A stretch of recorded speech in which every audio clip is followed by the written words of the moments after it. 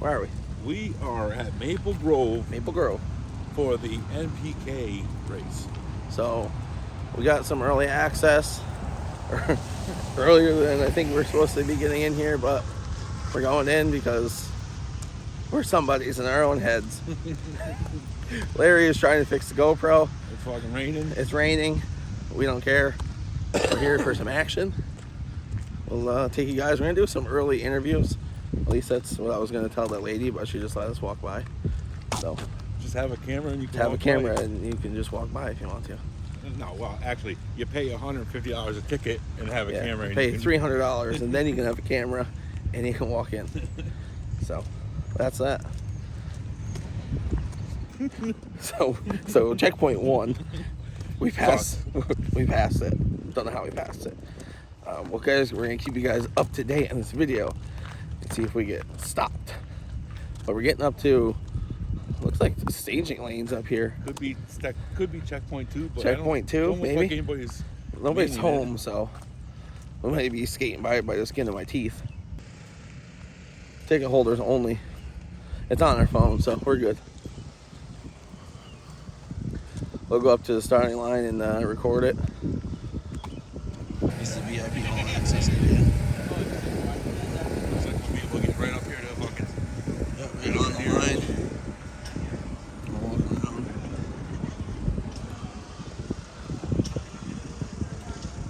Let's hope the sun comes out. Yeah, they're gonna get down in there, dry the track off. They got all the equipment lined up, ready to rock and roll. All right, so we're wandering around here. We're in the staging lanes. Oh, I didn't realize we brought the Trans Am with us. Yeah,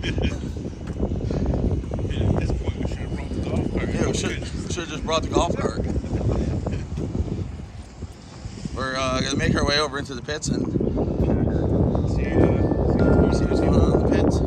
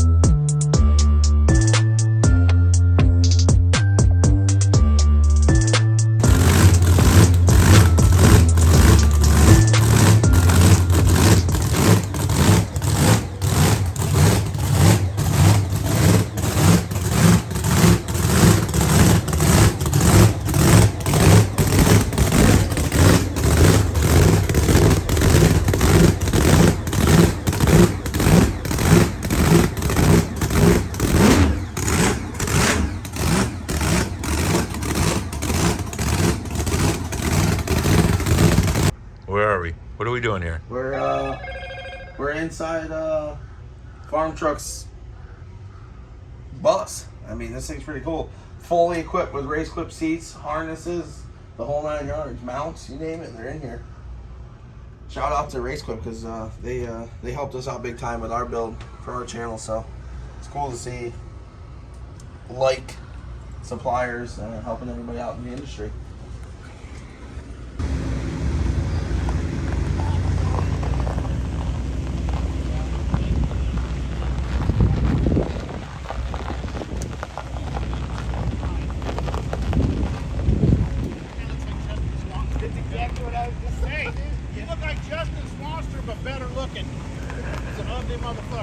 Probably nicer too. Man, you're nicer on Ben. I probably am And nice. you don't talk as much shit. I already like it. All right. Well, now I like the car. I wasn't a Ford guy before, but now I I am. was like, man, this Mustang looks different. The mouth isn't moving.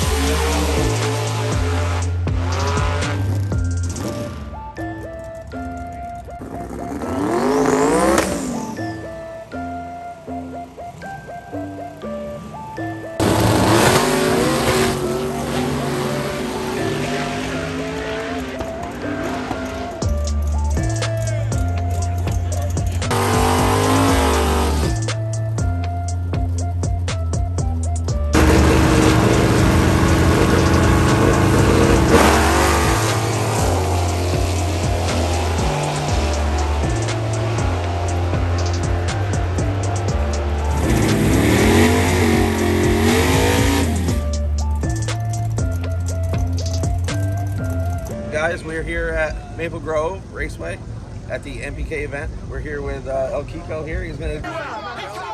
Me and you first right now. What's up? Get $2 grand. Me and you third on this race. What's up? Let's go. Let's go. Let's go.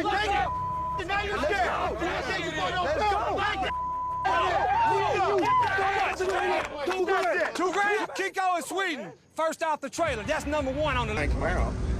Yeah, this thing, it's a 1969 Camaro. It's got a 430 cubic inch LS motor, twin 88, 91 kind of turbos, oilless, no water to cool them down. Pretty sweet deal. Yeah, this weekend's his first weekend on small tires. Normally it's a big tire car. Yes. And you said you only had one test pass with it? Yeah. Yeah, this is my first time out on smalls, new motor combination, new turbo combination on smalls, and trying to, make it work and fight the conditions of the track, and that's what separates the men from the boys. Exactly. What's cool about the car is it's all steel. All steel. The all car is glass. spotless, not a flaw on the car. But can you explain what happened here? This happened on Fastest in America. I lost it. I'm very sorry. Got Hey, crazy there. what it is, what this proves What? is emotion. I want to race! Sorry. I want to race! I don't want to sit! You want to take that grip? Oh my god, damn, bro. Yes. So I put a band-aid on it, and I took the money and put it somewhere else, and I didn't put it on my paint.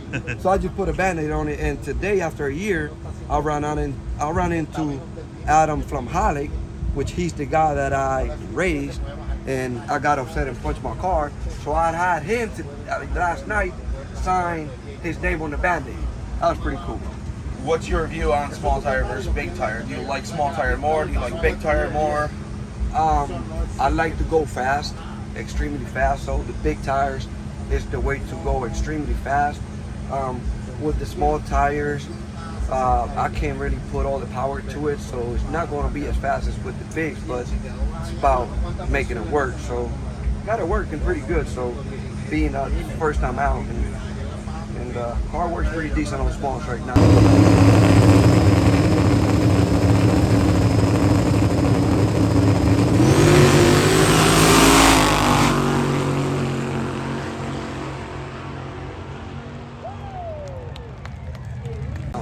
Yeah, and unfortunately last night the small tire class kind of took a little long. We got caught by rain, and Now you guys are seeing a video here. The front half of the track was spot on. The 60-foot was, you put the power to it, but as soon as you got out to 60-foot, like 100 to, we'll say 400 foot. Actually, I'll say I'm 100. gonna say like 250. 250? 250, From 300 foot out. to the end, it was bad. People,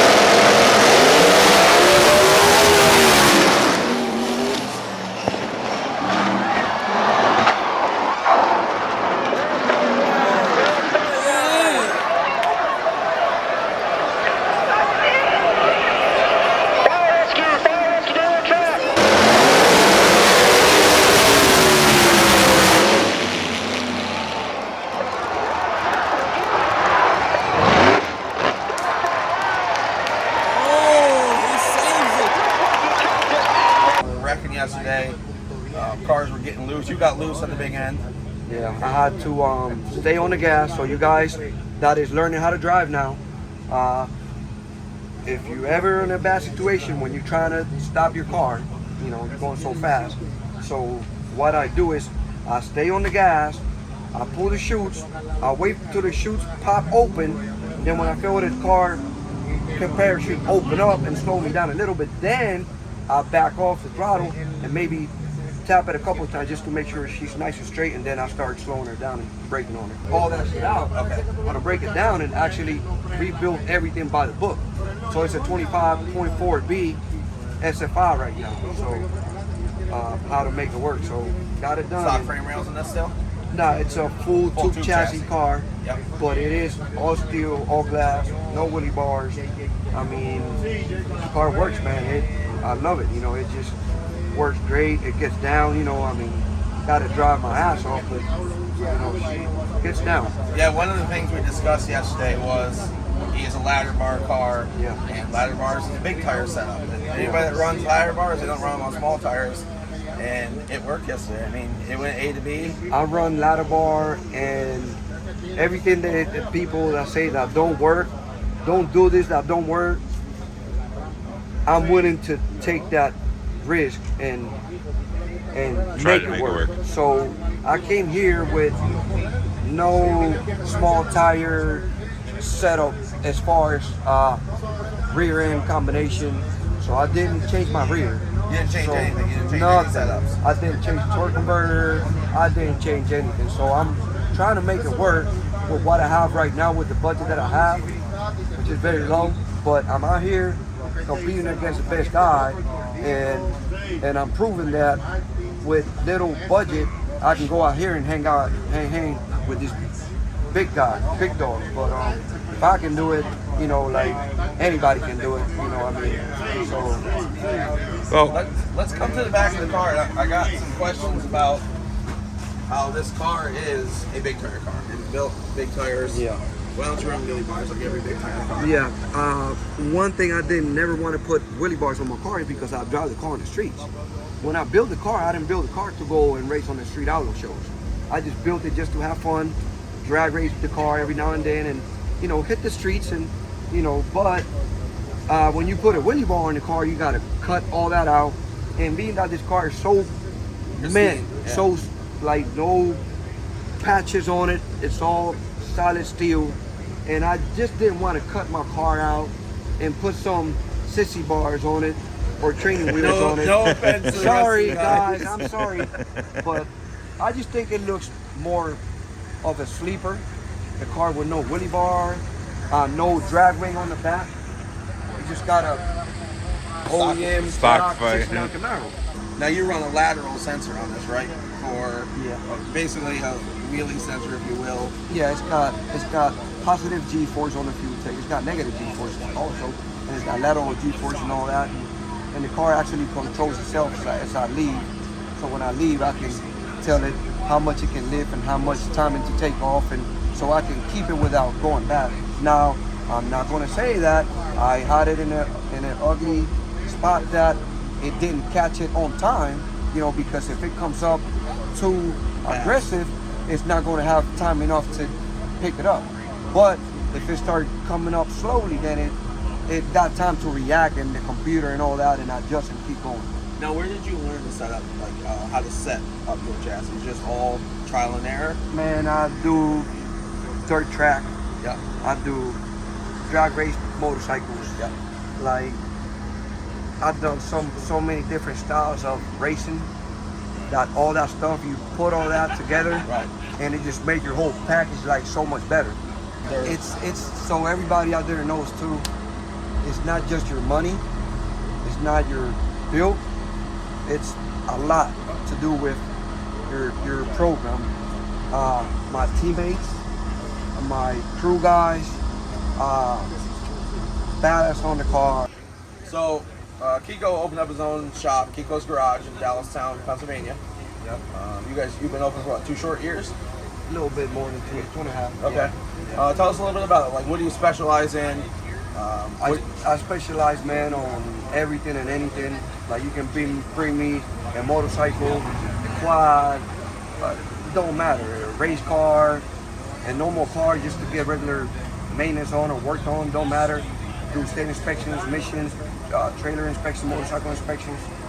I mean, if you want to go fast, if you want to be the fastest in the world or like on whatever, any racing you're doing, come see me and I will guarantee you that like that motorcycle, that's the fastest motorcycle in the world, 450 dirt bike. It's a Yamaha dirt bike motocross. It runs 10 seconds in the quarter mile. Now, you whoop up on the Hayabusas, right? And I got a Hayabusa pro bike. That one runs 670s, 220. You know, so like everything is built in-house with these hands, with this brain. And I mean, you can see how my car is built. You can see how my motorcycles is built. Every build that I do is my name on it, is my pride, and I just go above and beyond and just make sure that I turn in like the best car ever built, you know. And I'm proud that I can do that and actually make some really happy customers with the work that I'm turning out in the time frame that I'm doing it also. And the other good thing is you have a phenomenal support crew. Yeah, my crew is like, man, this guy right here, Tego, Orlando, my brother, I mean, everybody that's here always with me, like I couldn't done it without none of these guys. Like I can't do all this stuff. You can't do it your myself. own. So Yeah. it's a chemistry with all your team. It's like it's got to be a dream team, bro. So you can be out there, because if you have one rotten apple in your team, that's going to rotten the rest of the apples on the team, and now it's going to be it's not going to be good. And I'm blessed to have these guys that put up with all my craziness and they know how to handle me. Well, speaking of that, Craziness. We were just, what was his name again?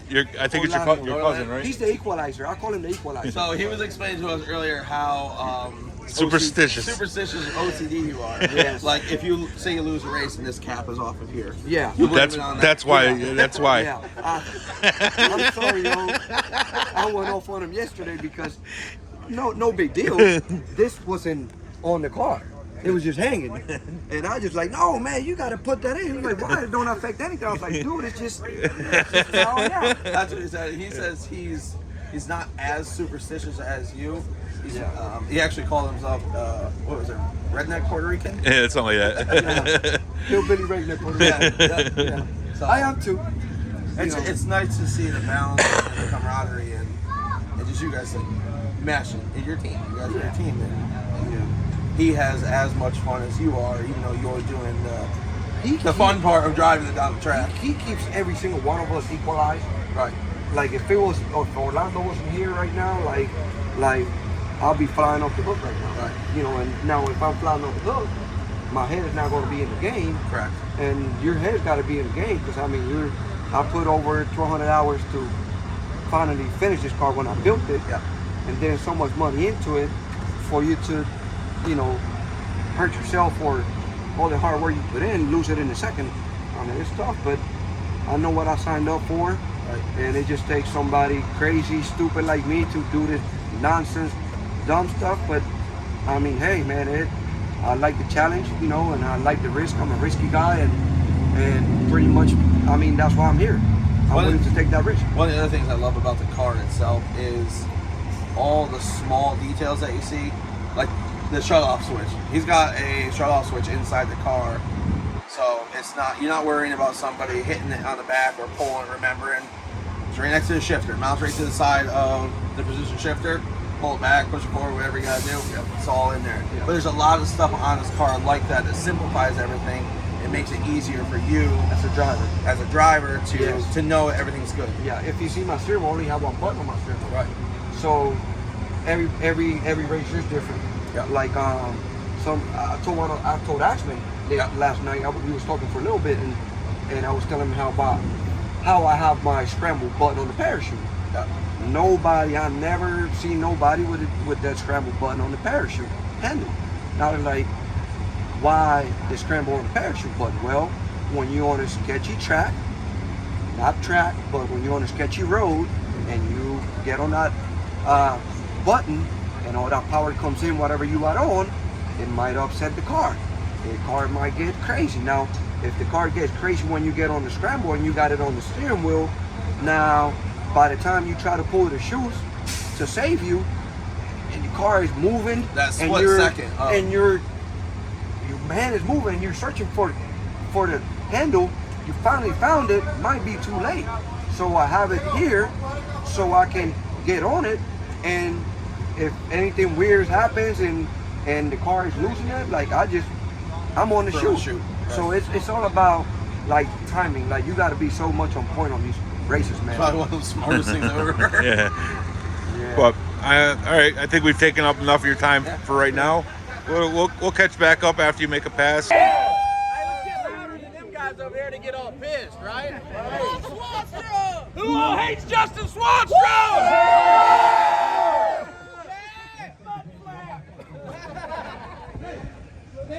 Yeah. That's it. Hey, I sent you to the buffet just like I did last week.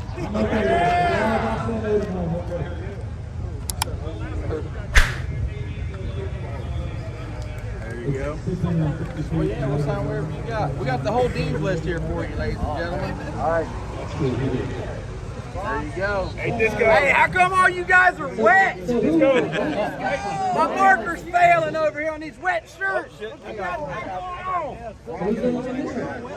Somewhere back there, near Doc Love. All right, buddy. Where we at? Anything signed? You might need anything signed? Right here. There you go. What is it? Fill it up. I was taking it out. Oh, an Odom. You got an Odom shirt? There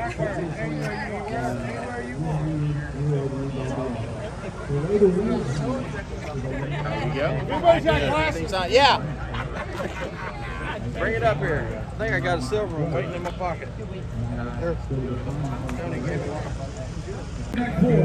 See that? I did that last night too. Yeah. I know you were trying to be like me, but well, I mean, I got somebody to look up to. There you go. All right, guys. Next thing up, I got $20 right here. If someone can bring me toenail clippers.